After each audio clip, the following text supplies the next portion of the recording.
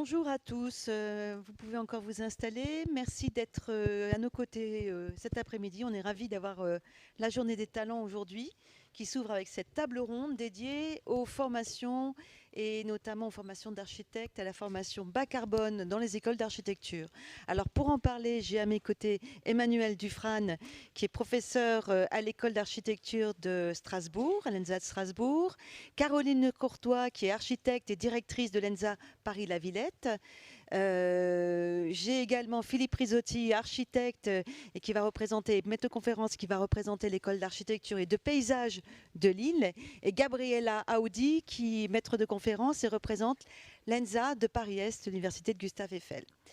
Donc la question, comme vous l'avez compris, le sujet c'est de, on a bien compris, on est dans une société, en tout cas qu'on veut bas carbone, le hashtag c'est le bas carbone, maintenant c'est comment on y arrive et surtout grâce à vous, grâce aux jeunes talents, comment on peut vous former et comment les écoles d'architecture peuvent répondre à ce besoin de formation.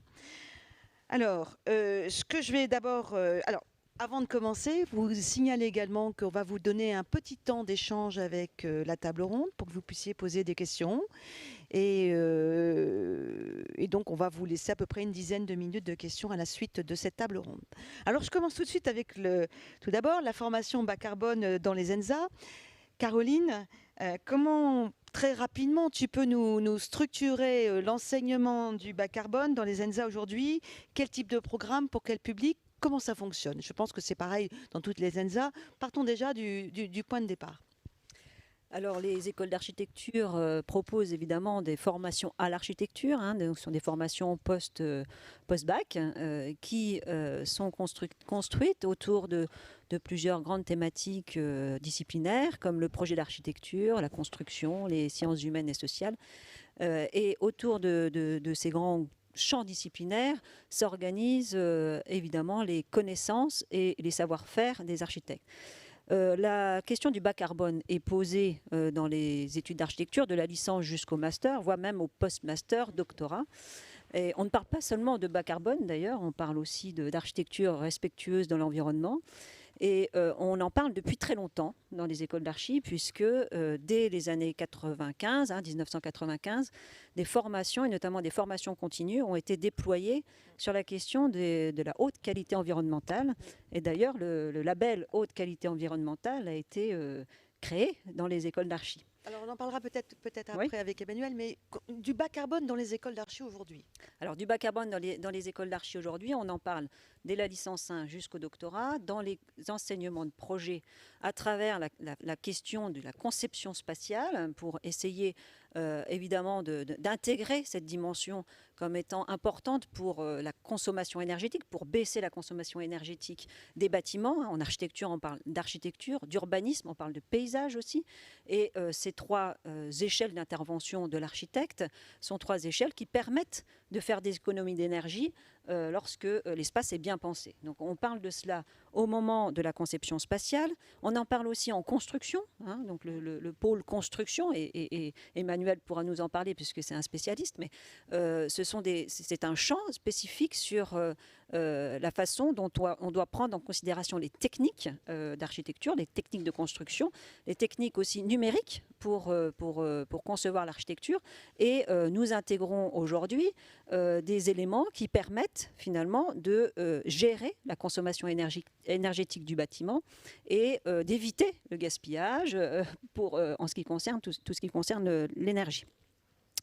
Ce qu'on peut dire aussi, c'est qu'on a des formations bicursus dans les écoles d'architecture maintenant. Ça se développe de plus en plus, on en parlait. Voilà, ça se développe de plus en plus. Des bicursus architecte-ingénieur, ingénieur-architecte, qui permettent aussi d'intégrer les dimensions plus techniques de la construction du cadre bâti, et qui permet de démultiplier les forces en termes de réflexion relative à la construction du cadre bâti et par rapport à l'environnement, puisque le bas carbone n'est pas la seule dimension abordée dans les écoles. La transition écologique est également largement abordée, avec des cours de géographie, avec des cours de transition écologique spécifiques qui sont proposés dans les études et pour intégrer toutes ces dimensions d'architecture. Et puis on a au-delà de la licence et du master, qui sont finalement les deux cycles prioritaires pour devenir architecte, on a des post-masters en architecture qui sont spécialisés sur ces domaines du bas carbone. Alors, on en a dans plusieurs écoles, notamment à l'école d'architecture de Paris-Belleville. Il y a un DSA, un diplôme de spécialisation sur le risque majeur, par exemple. On a à Paris-Est un DPEA, mais on en parlera, sur l'architecture post-carbone. On a à l'ENSA de Grenoble un Master E sur les transitions environnementales et énergétiques des territoires. Et puis à Versailles, il y a un Master E de transformation écologique des constructions du 20e qui vient d'ouvrir. On a dernièrement, ces dernières années, on a une préoccupation accrue, qui s'est accrue sur les questions de transition écologique, dans la mesure où on a une stratégie nationale de l'architecture qui a été validée par la ministre en 2015 et qui nous a finalement permis d'orienter nos formations à l'architecture et d'intégrer toutes ces dimensions dans les programmes pédagogiques des écoles d'architecture. Et on a aussi un réseau qui s'est créé, qui s'appelle le réseau ENSA-ECO, qui aujourd'hui fait l'inventaire de toutes les manières dont les formations, dont les disciplines en architecture sont traversées par ces questions de gestion énergétique du bâtiment. Voilà, c'est un peu ce qu'on peut dire aujourd'hui. On y reviendra notamment sur également les besoins des autres parties prenantes et notamment des recruteurs par rapport aux archis que les ENSA forment. Emmanuel, j'aimerais bien justement te donner la parole sur ce rôle pionnier que tu as eu dans la structuration des formations liées à l'environnement, antérieure à cette prise de conscience aujourd'hui du bas carbone, de la nécessité de former au bas carbone. Comme tu le dis, Caroline, c'est au-delà du bas carbone, c'est toute la notion d'écologie, de territoire, d'environnement des territoires. Qu'est-ce qu'il en est aujourd'hui à l'école d'architecture de Strasbourg que tu représentes et de manière générale, comment tu as vu ce développement ?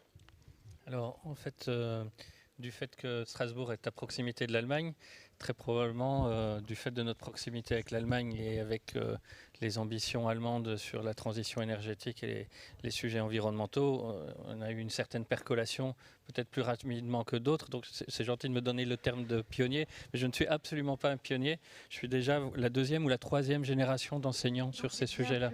Donc, comme le rappelle ma collègue, en fait, c'est très ancien en fait à l'école d'architecture et on vient de terminer les recrutements, on va dire, de la 4e génération qui arrive en fait sur ces sujets-là. Donc c'est un sujet historiquement présent dans les écoles d'architecture, que ce soit en formation et en recherche. Je permets aussi de le souligner, c'est important, parce que c'est un sujet qui est encore plus ancien, grâce notamment aussi à l'ENSA de Nantes, qu'on n'a pas cité. C'est très ancien dans les sujets de doctorat et dans les sujets de recherche que nos doctorants peuvent prendre. Ça irrigue forcément tous les sujets aujourd'hui, et ça c'est l'évolution. C'est une évolution très classique qu'on retrouve sur d'autres thématiques. C'est souvent la formation continue qui s'en est emparée. Ensuite, sur ces sujets, on les a transférés en formation spécialisée dans les écoles, que ce soit par exemple avec le post-diplôme dont on a parlé. Pour Strasbourg, on a une licence professionnelle conjointe avec l'UUT sur la construction écologique, qui a été mise en place il y a une très bonne dizaine d'années, voire 20 ans, je crois presque. Donc c'est absolument pas nouveau. Et ce qui est par contre nouveau et qui, moi, me donne l'énergie nécessaire pour avoir confiance en l'avenir, c'est que contrairement à l'époque où moi je suis arrivé dans une école d'architecture, ça restait quand même très isolé à quelques personnes très clairement identifiées. C'était le cas de notre collègue qui n'est pas là aujourd'hui.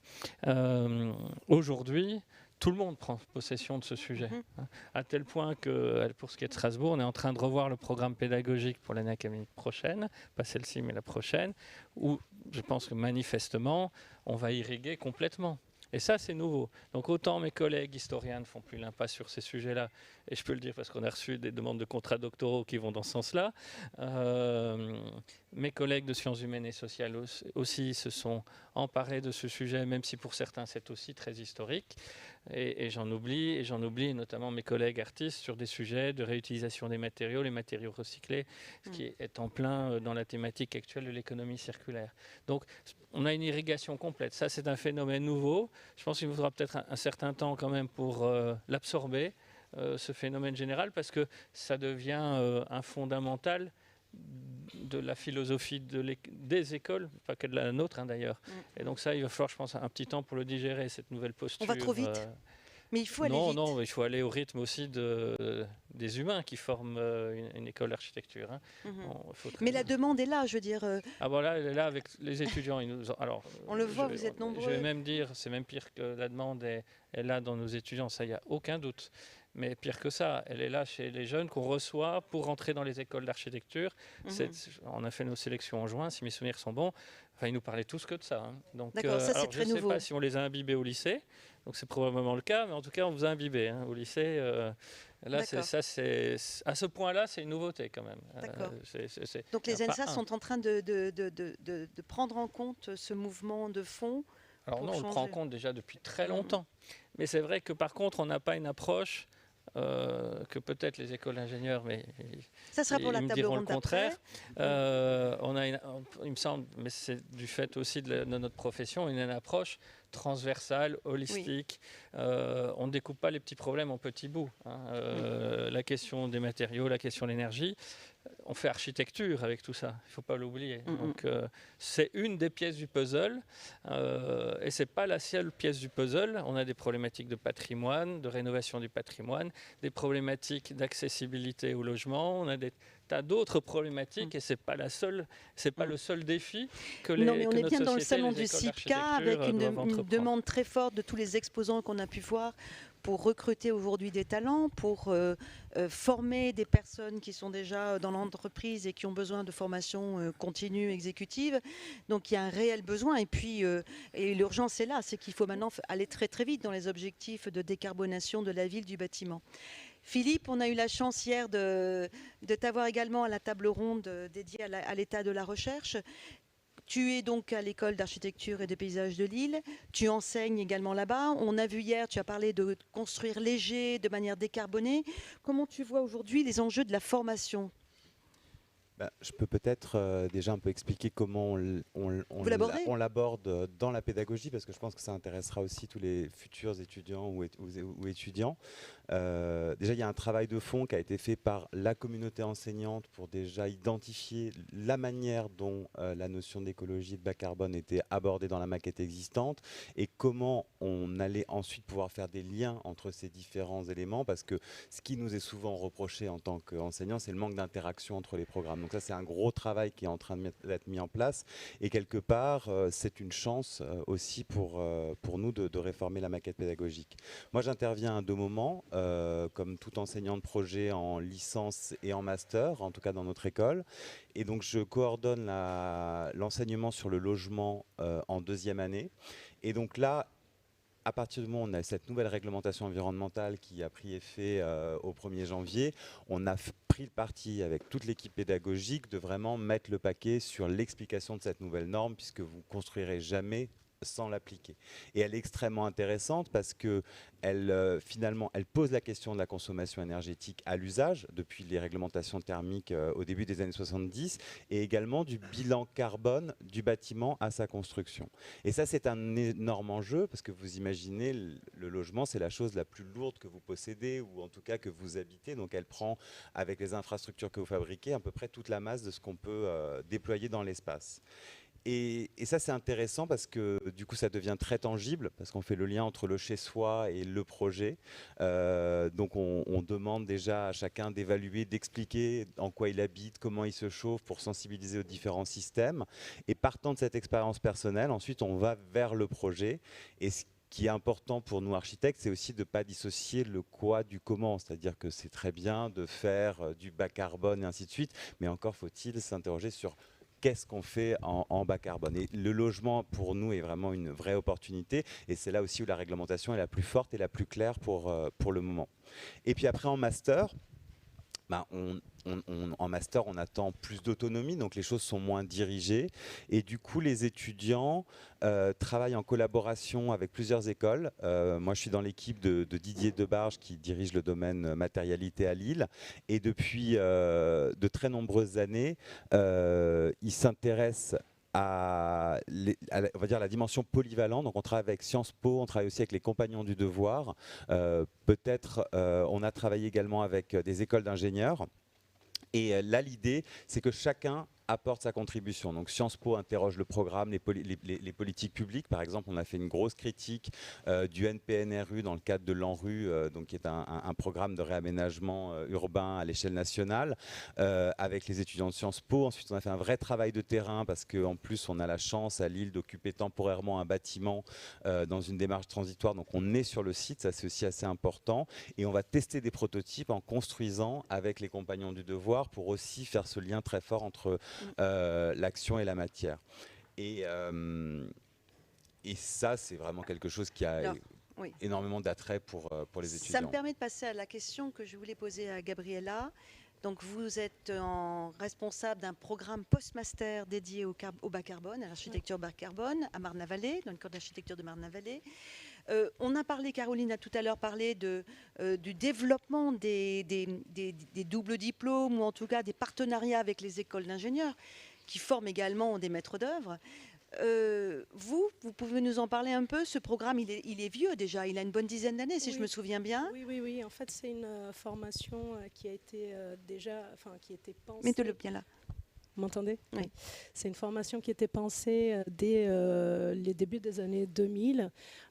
Au début, pour combler un certain manque sur les questions des transitions à la formation initiale. Et là, on voit. C'est un master exécutif, hein, c'est bien ça? En fait, c'est un DPEA. C'est assez étrange comme diplôme. C'est un diplôme qui est propre aux écoles d'architecture.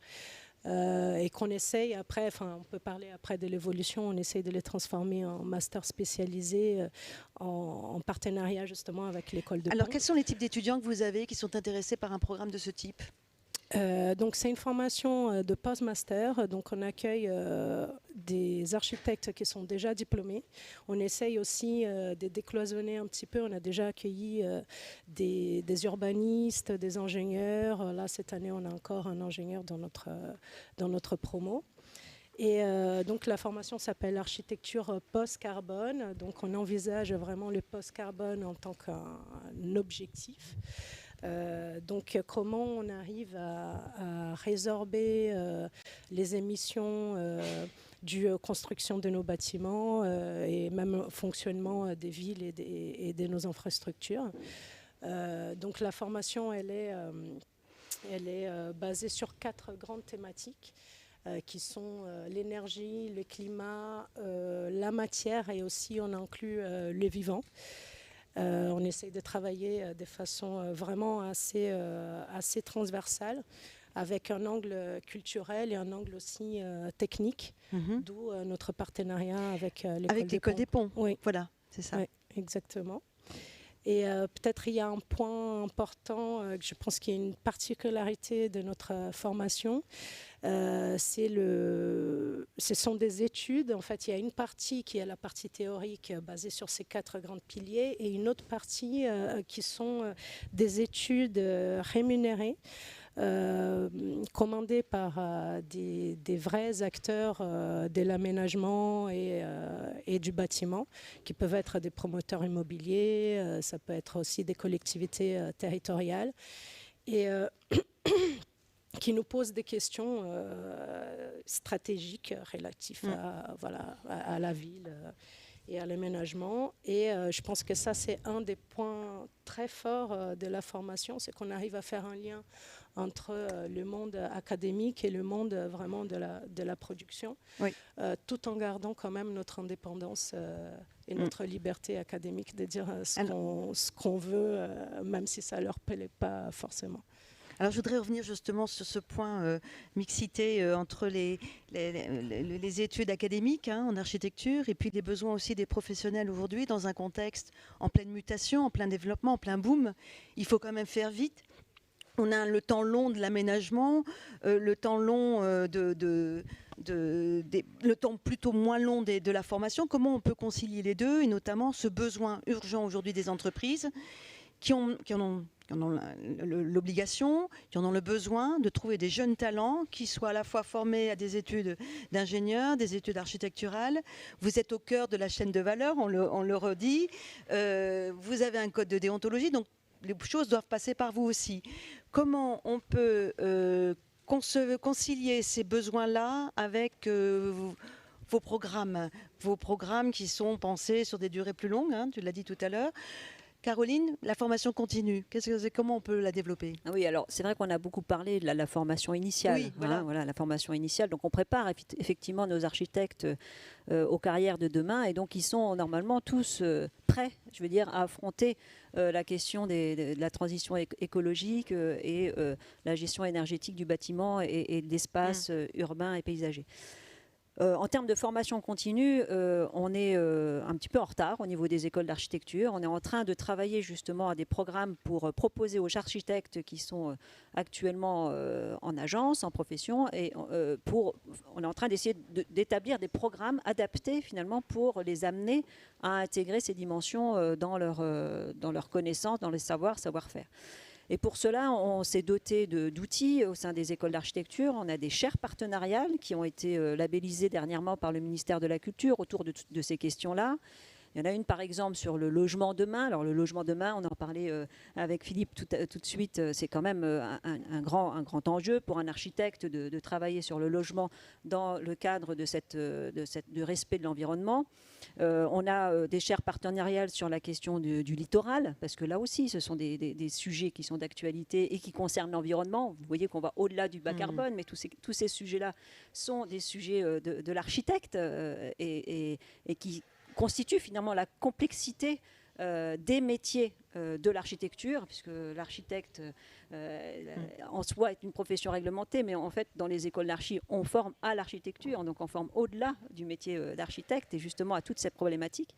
Et nous sommes en train de déployer aussi des formations qui sont destinées à des autres professionnels de l'architecture qui ne sont pas forcément de futurs architectes, qui vont être des personnes ou des professionnels qui vont être spécialisés dans des domaines pour la gestion énergétique du bâtiment, par exemple, pour la gestion BIM des bâtiments, et qui vont intégrer ces dimensions environnementales dans la conception architecturale, urbaine et paysagère. Et on le fait grâce aussi au regroupement que nous avons opéré avec les universités et les autres écoles, les écoles d'ingénieurs ou même les écoles de management et autres. Et ce regroupement nous permet en fait de situer la part de l'architecte, la part des professionnels de l'architecture parmi les autres acteurs de la conception, construction, gestion du cadre bâti, et ce qui permet de renforcer aussi la valeur de l'architecture, puisqu'on s'aperçoit que nous sommes vraiment architectes au cœur même de ces problématiques environnementales et porteurs finalement de ces révolutions sur la transition écologique.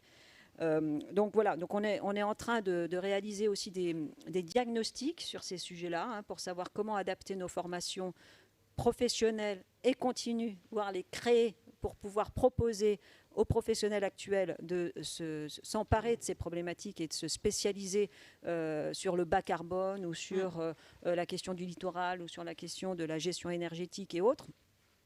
Et nous avons lancé un travail qui s'appelle Archi CMA. Au sein de ton ENSA? Non, au sein des 20 ENSA de France. On a lancé un programme de diagnostic qui s'appelle alors CMA Archi, ça veut dire compétences et métiers d'avenir de l'architecture. Voilà. Donc c'est un programme qui va permettre de faire un état des lieux de la situation sur la question des transitions sociétales, donc que ce soit énergétique, numérique, mais ça va ensemble parce qu'en fait les outils numériques permettent aussi de mieux gérer la consommation énergétique, donc c'est à penser ensemble. Et donc ce programme va permettre de mieux identifier la filière de l'architecture et ses besoins pour adapter les formations de demain et puis renforcer finalement les savoirs et savoir-faire de nos architectes dans ces domaines. Et il y a l'Observatoire de l'économie de l'architecture qui a été créé aussi par le ministère de la Culture et inauguré par la ministre de l'architecture en novembre dernier, et qui devient un lieu aussi de réflexion de toutes ces problématiques et qui va nous permettre d'avancer et de développer toutes ces formations continues qui sont nécessaires et qui doivent réintégrer finalement les écoles d'archi, puisqu'il existe des formations continues sur les matériaux biosourcés et également sur les matières écologiques. Mais ces dimensions-là sont en train de reprendre racine, on va dire, dans les écoles, grâce à nos enseignants qui sont spécialisés dans les domaines, et puis grâce aussi aux formations aux enseignants que nous sommes en train de développer, reformer. Alors ça, c'est une autre dimension. Avant de former les professionnels, il faut aussi reformer nos enseignants eux-mêmes, qui pour certains ont besoin de réintégrer ces dimensions. Et il y a déjà plusieurs programmes qui ont été proposés, le programme FIBAT par exemple, pour permettre à nos enseignants d'intégrer ces dimensions et de surtout se remettre à jour en fin de compte des problématiques qui s'opèrent du jour en jour, puisque comme tu le disais Ingrid, ça va vite et en fait ça change vite et la réglementation est là et nous pousse finalement à nous adapter au jour le jour. Et c'est vrai, en effet, l'Observatoire de l'économie d'architecture avec qui j'ai le plaisir de collaborer est sur ces problématiques. Philippe, Emmanuel, vous encadrez des projets de recherche d'étudiants dans des écoles d'architecture. Vous voyez aussi une commande des professionnels qui financent ces projets ou en tout cas qui sont impliqués dans ces projets? Vous voyez un changement chez eux? Philippe, tu veux commencer ou comme tu veux. Alors, juste pour rebondir, parce que ce qui est important, c'est qu'une école d'architecture, c'est un ancrage académique, mais aussi un ancrage professionnel. Il ne faut pas oublier, alors Caroline, je n'ai pas les chiffres très à jour, tu me corrigeras, mais 90%, je crois, des enseignants des écoles d'architecture, ce sont d'abord des professionnels. On peut parfois nous critiquer sur notre connaissance de la pédagogie, et je veux bien l'entendre, puisqu'on est d'abord des professionnels qui, pour certains, ont fait une thèse de doctorat, et donc on crée le pont vers le milieu académique. Parmi ces professionnels, il y a les meilleurs experts de France sur ces sujets, et bien d'autres. Je citerai, pour ne pas faire référence à moi bien sûr, mais je citerai par exemple, j'ai eu la chance de pouvoir faire recruter les 2 dirigeants du bureau d'études Tribu, que tout le monde connaît en France dans les équipes de maîtrise d'œuvre. C'est un bureau de conseil d'ingénierie à la haute qualité environnementale et sur ces sujets de décarbonation. Il y en a plein d'autres, et pas que, bien évidemment. Donc il y a une expertise extrêmement forte sur ces sujets-là et bien d'autres, je me permets de rappeler, dans les écoles d'architecture. Peut-être sous-exploitées, parce que franchement, là pour la faire, on a une force de frappe que même les universités n'ont pas, à mon sens, et nous envient parfois. Donc ces sujets-là, on les travaille au quotidien. Je ne vais pas citer le nombre de bâtiments démonstrateurs sur lesquels j'ai eu la chance de travailler. Le nombre, on est en contact tous les jours avec des maîtres d'ouvrage, des financeurs, avec Alors, ma question les se précise davantage sur le bas carbone. Hein. Oui, mais c'est important parce que aujourd'hui, et ça c'est mon histoire, si après on était effectivement parti sur des bâtiments pionniers, aujourd'hui, les principaux financeurs de BlackRock jusqu'à les autres que je ne citerai pas, effectivement, sont contraints ou souhaitent parler de verdurisation de la finance. Et par là, ça percole aujourd'hui. Alors, j'ai la défense en face, alors du coup, ça me fait penser à quelques tours sur lesquels j'ai eu la chance de travailler, où effectivement, les questions d'énergie et d'environnement sont là. Donc aujourd'hui, sur les acteurs, on est pleinement ancré, y compris avec les collectivités territoriales. Moi, je viens de finir un projet de recherche, alors j'en parle parce que forcément, je viens de le finir, mais avec une collectivité territoriale. Et les collectivités territoriales viennent nous voir régulièrement pour faire des appels à idées, pour effectivement même financer des doctorats CIFRE, pour effectivement nous apporter des sujets. Et on travaille tous sur nos territoires. Alors pour le mien, c'est plutôt l'Alsace et le Grand Est, hein, chacun travaille. Mais ça peut nous arriver, là, en février prochain, on va travailler sur Albi à 50 degrés en 2050. D'accord. Donc voilà, avec d'ailleurs l'école d'archi de Toulouse et Paris-Val-de-Seine. Au passage, pour ne pas dire que ça ne concerne que nous. Donc on travaille aussi en synergie avec, là on va le faire aussi avec le CNES d'ailleurs, l'IMT d'Albi et les 2 écoles d'architecture. Donc on essaye de faire du transversal toujours sur certains sujets qui intéressent les collectivités. Et effectivement, pour certaines, elles mettent au pot, que ce soit pour financer un docteur en CIFRE ou pour financer des études. Alors on parle des collectivités, là tu parles des collectivités locales, territoriales. Mais c'est vrai aussi avec les entreprises privées. Alors justement, Philippe, peut-être tu peux rajouter un point ou... Effectivement, il y a ces 2 niveaux de partenariat qui sont parfois territoriaux, d'autres techniques avec des entreprises. Un des meilleurs exemples qui est encore trop rare à mon goût, mais c'est le Solar Décathlon, qui est vraiment une compétition inter-école pour faire le logement, des prototypes de logements absolument totalement autonomes en énergie. Et donc ça, c'est vraiment une expérience transversale parce qu'elle va permettre autour du projet d'architecture et en collaboration avec tout un tas d'autres spécialistes, en particulier beaucoup d'ingénieurs, de construire des prototypes de bâtiments autonomes et qui fonctionnent dans l'énergie solaire. C'est un truc importé des États-Unis. On a fait les voitures solaires, les avions solaires, il y avait la maison solaire. Et ça, c'est quelque chose qui est absolument formidable parce que quand on se retrouve dans cette expérience, il y a déjà des années de conception qui sont extrêmement intéressantes. On prend le meilleur projet des étudiants, on va le développer ensuite. Les profs bossent aussi beaucoup parce que l'enjeu, c'est quand même de le gagner. Nous, Lille, on a eu la chance de gagner le dernier. On n'a pas fait le plus beau projet. On avait pas beaucoup d'argent et c'est ce qui a fait sans doute la force de cette équipe. Moi, j'étais pas encore à Lille quand ça s'est passé, mais le projet est vraiment remarquable. Et il est remarquable, il a gagné parce qu'il s'ancre aussi dans un territoire. Et après, on se retrouve avec des spécificités territoriales et c'est quand même important de regarder cette question du bas carbone, parce que je repensais en venant à cette histoire de on n'a pas de vaccin pour le climat, et c'est vrai, on n'a vraiment pas de vaccin pour le climat. C'est-à-dire qu'il faut que tout le monde à son niveau, à tous ses niveaux, agisse pour résoudre le problème.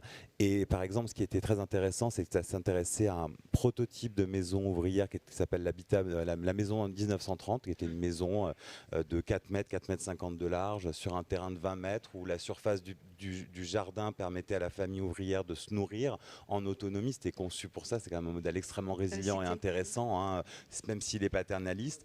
Et tout l'enjeu, c'était avec le moins d'argent possible, réussir à mettre cette maison aux normes et lui redonner un niveau de confort.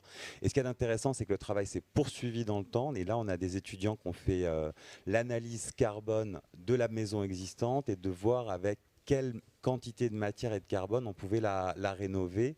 Et du coup, c'était extrêmement intéressant parce que la maison 1930 en 1930 était déjà 2 fois moins carbonée que la norme par son système constructif hybride, même si c'est de la brique en terre cuite, et il n'y en avait quand même pas beaucoup de bois, beaucoup de plâtre pour faire tenir ces 2 petits murs qui font tenir cette maison, et avec moins de 150 kg de matière par mètre carré, une empreinte carbone inférieure à 50 kg équivalent CO2, on remet cette maison en passif. Et ce qui avait été génial, c'est que les étudiants étaient encore au-delà, c'est que oui, mais si c'était parce qu'ils ont rencontré les habitants du quartier, et donc ils se disaient, mais si c'est des gens de personnes âgées, leurs enfants sont partis, ils n'auront jamais les moyens. Donc ils ont mis après une idée aussi de mettre une association pour faire des Airbnb, pour faire de la location courte durée, location étudiante dans les rez-de-chaussée, donc transformer aussi l'habitabilité de la maison pour lui permettre d'exister. Et ça, c'est des projets étudiants qui sont ancrés dans l'école, qui se développent et qui prennent ensuite des vies différentes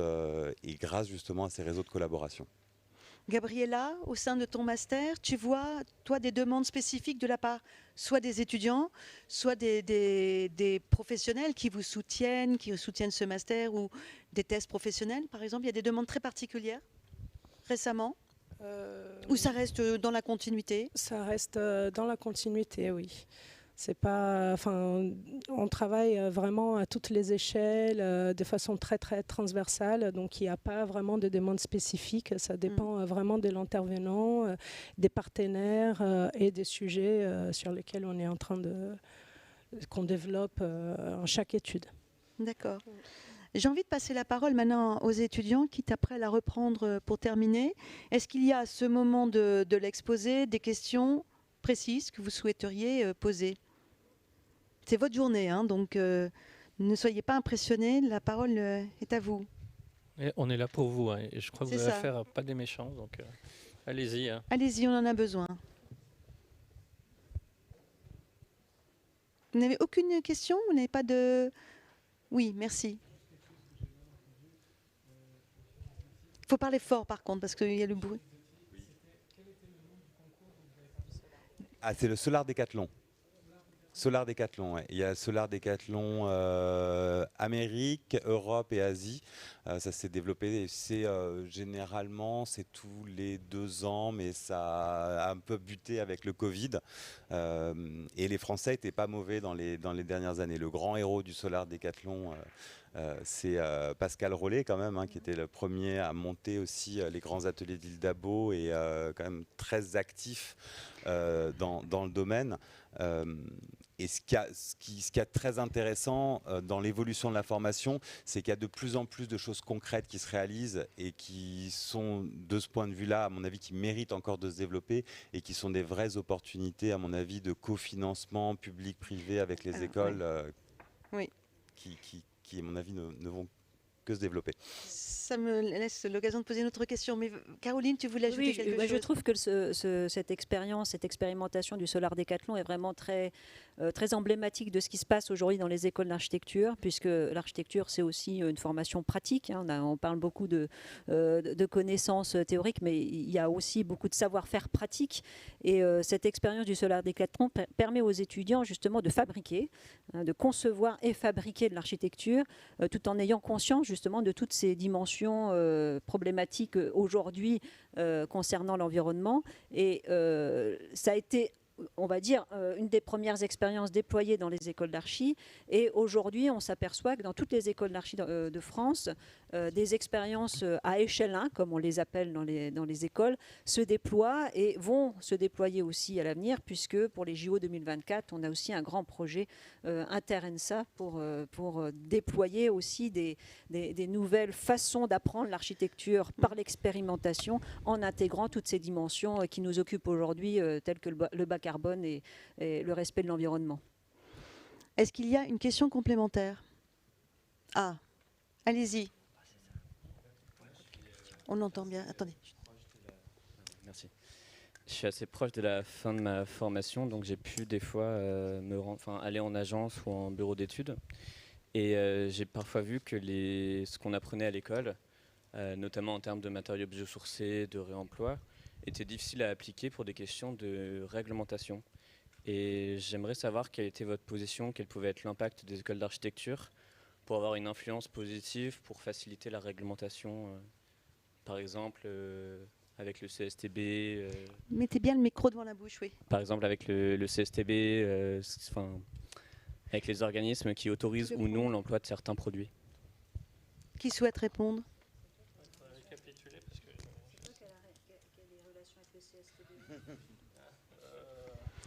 Alors,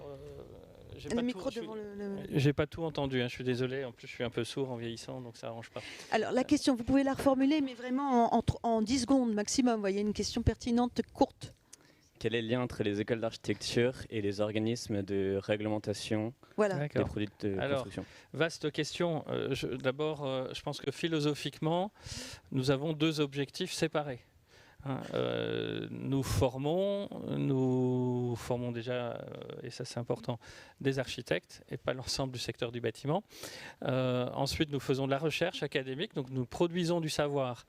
La réglementation, pour reprendre d'ailleurs l'un des papas d'une RT d'une époque, ça sert à faire la voiture balai. C'est-à-dire à éliminer du marché les plus mauvais des projets réalisés, ou qui auraient été réalisés. C'est pas notre job. Notre job, c'est pas celui-là.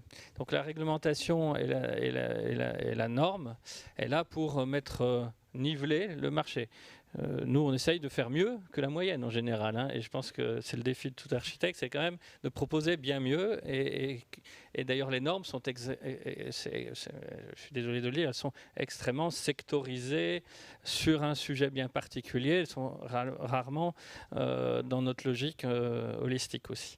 Alors, c'est pas pour autant qu'on n'a pas de relation ponctuellement avec les organismes ou de certification, de labellisation ou les organes de l'État, puisque l'État participe. Il ne faut pas oublier que nous sommes des fonctionnaires du ministère de la Culture, donc nous représentons aussi l'État, et à ce titre-là, nous échangeons avec ces organismes-là. Alors, nous donnons nos avis, ce n'est pas nous qui décidons, forcément, nous sommes juste des fonctionnaires basiques. Donc, la décision ne nous revient pas. Par contre, ce qui est important, je pense, de souligner, c'est que contrairement peut-être à d'autres pays, je pense au Canada, je pense aux États-Unis et en priorité priorité à la Suisse ou à la Belgique, dont je suis originaire, le lien entre le monde académique et ces organismes-là est beaucoup plus fort. Chez nous, il y a quand même, en France, il y a un grand schisme entre monde académique, monde professionnel, et on a déjà, nous, la chance, dans les écoles d'architecture, que ce schisme-là existe peu. Par contre, il existe entre effectivement certaines structures para-étatiques et le monde académique qui ne se repose pas suffisamment sur nos expertises qui, comme je le disais tout à l'heure, sont plutôt assez fortes puisqu'on a un pied dans le monde académique et un pied dans le monde professionnel. Donc nous, on est plutôt demandeurs en fait de contribuer dans la limite de nos capacités. Donc ça m'est déjà arrivé. Je suis allé à des réunions à l'AFNOR sur la norme sur la ville durable, dont j'ai oublié les numéros. J'ai contribué à une norme internationale, ça vous paraît complètement idiot, une norme internationale mais américaine essentiellement, sur les objets habités spatiaux. Voilà, parce que ça fait aussi partie de mes sujets thématiques. Là, je suis invité par EDF pour réfléchir avec eux sur des sujets de prospective urbaine. Bien sûr, le CSTB, on les côtoie extrêmement régulièrement dans nos programmes de recherche. Alors, on côtoie plutôt les chercheurs que ceux qui font les expertises techniques pour faire de l'agrément produit. Mais il m'est déjà arrivé, lorsqu'on travaillait, parce qu'on est parfois à l'origine de start-up ou de nouveaux produits, grâce à nos activités de recherche, d'échanger avec ceux du CSTB qui font les agréments techniques. Oui. Et je pense notamment au projet à Reims, parce qu'il y a mon collègue qui est là, qui est en impression 3D béton, où effectivement on a eu de nombreux échanges sur les agréments techniques expérimentaux. Comme on est des experts aussi professionnels, on fait des démonstrateurs, puisqu'on est motivé. Donc on construit des démonstrateurs, donc on dépose régulièrement des ATEX. Alors, on va passer à d'autres questions. Peut-être une réponse aussi très brève. Oui, moi, j'avais juste envie de rebondir sur la première partie de la question, qui était le fait qu'on vous dise en agence que la norme ne vous permettait pas d'utiliser ces matériaux. Ne vous contentez jamais d'une réponse comme celle-ci.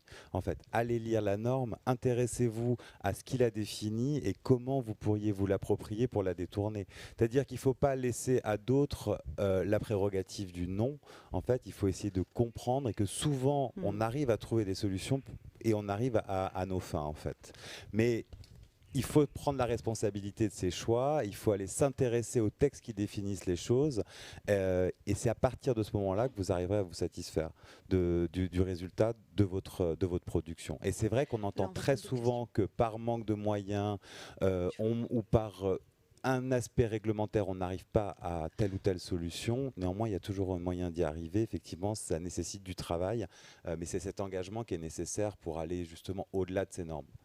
Alors, et si on ne peut pas le faire en France, rien ne vous empêche de le faire à l'étranger. Hein. Bon. Moi, j'ai eu le cas dernièrement sur une réglementation solaire, mais on va à Monaco. Voilà, essayer de le faire à Monaco. Alors, Caroline. Oui, moi, simplement par rapport à cette discussion, je voulais préciser que dans les écoles d'architecture, on a des équipes de recherche qui sont intégrées dans les écoles d'architecture. Je pense que ça, c'est important de le dire, parce que c'est à cet endroit que la réflexion se fait. Ce sont des équipes de recherche qui travaillent sur la recherche en architecture. Alors, ça peut être la recherche plus ou moins académique, mais normalement, il y a de la recherche-développement en architecture aussi qui traverse ces équipes de recherche. Et c'est à cet endroit-là, finalement, que la connaissance est produite et ensuite réinjectée dans les programmes pédagogiques pour permettre aux futurs architectes de prendre connaissance de toutes les problématiques qu'on aborde dans ces équipes de recherche. C'est important de le savoir parce que ça montre aussi comment l'enseignement de l'architecture est en mouvement perpétuel, parce qu'il est en mouvement perpétuel par rapport aux problématiques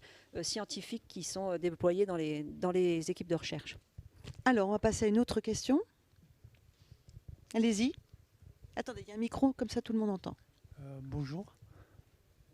Bonjour, je suis un étudiant à la Villette et en fait, je voulais dire à un de vos collaborateurs, il n'y a pas de vaccin à la climat, vous avez dit, mais il y a un, et le vaccin c'est de travailler sur une échelle humaine, ça veut dire de s'approvisionner d'une manière raisonnable, pas très loin, pas en Chine, de ramener des masques jusqu'ici.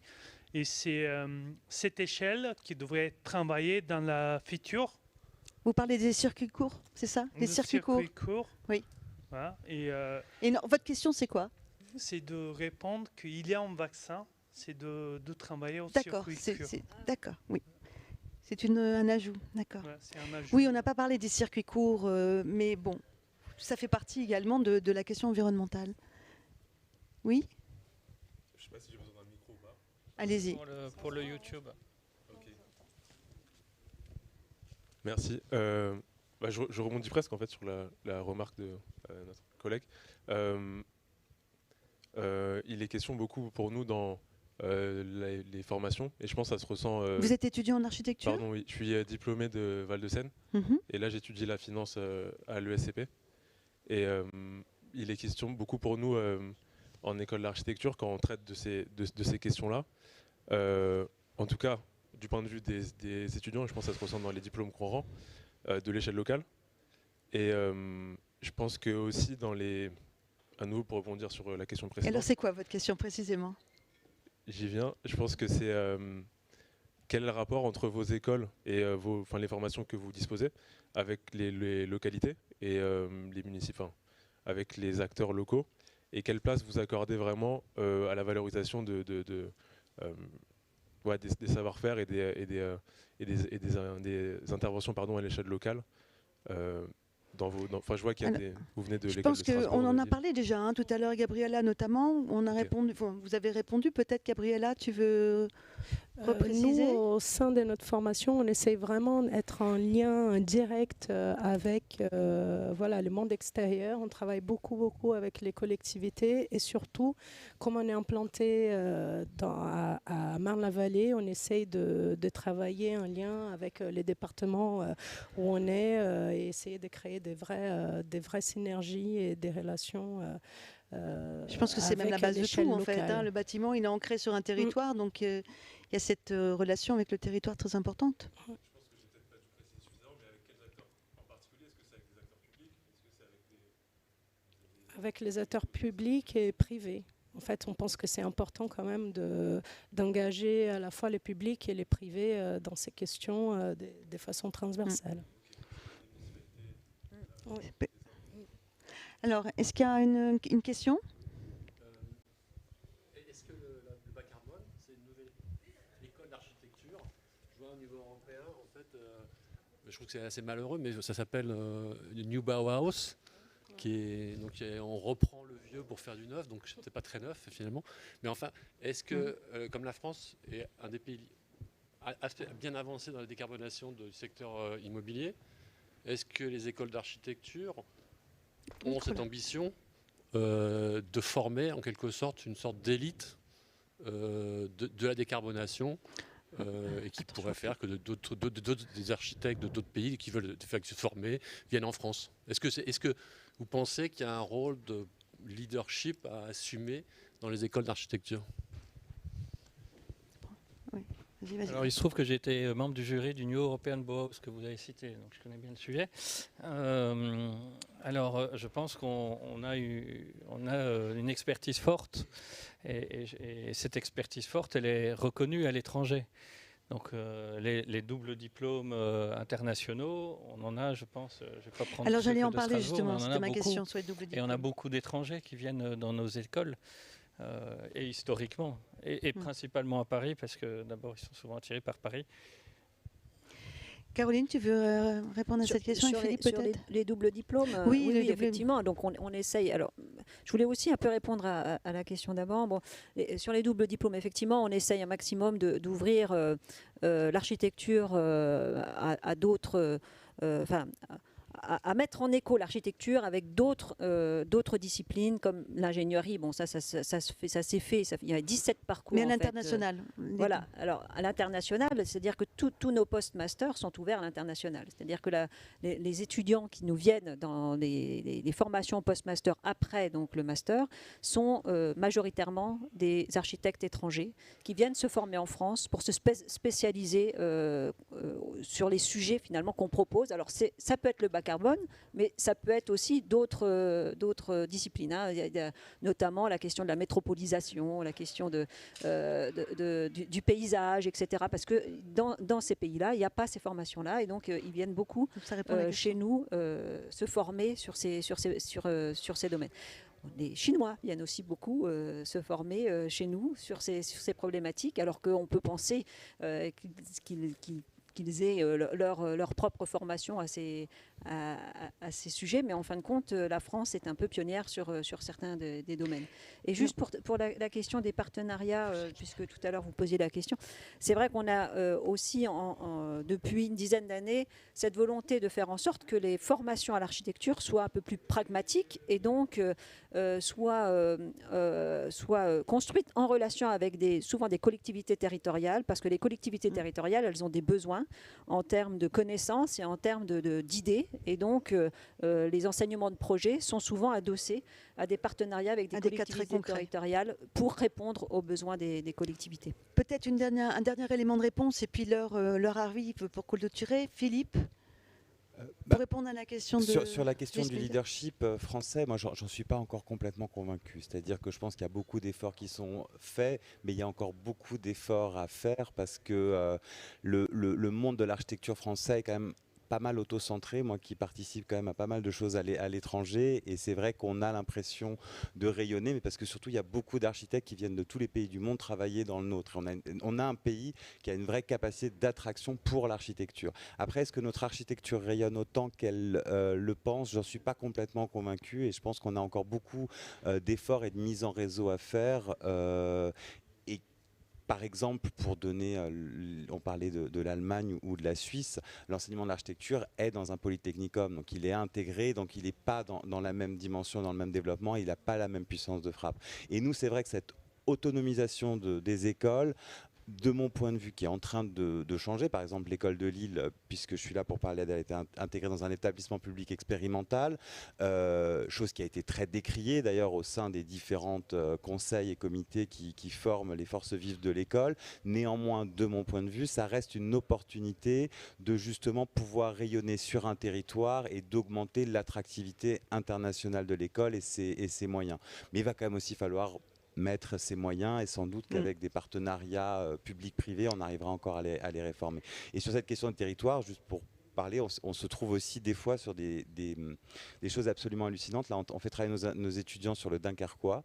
À Dunkerque, on se retrouve avec l'usine d'ArcelorMittal et elle produit 22% des émissions carbone industrielles de la France, voyez. Et donc là, c'est très difficile de parler de la décarbonation à des gens qui sont dans des situations de logement insalubre, ouvriers, et ainsi de suite, en plein centre-ville, dans un territoire où il y a 4 usines Cveso, une centrale nucléaire et le plus grand émetteur de carbone de toute la nation.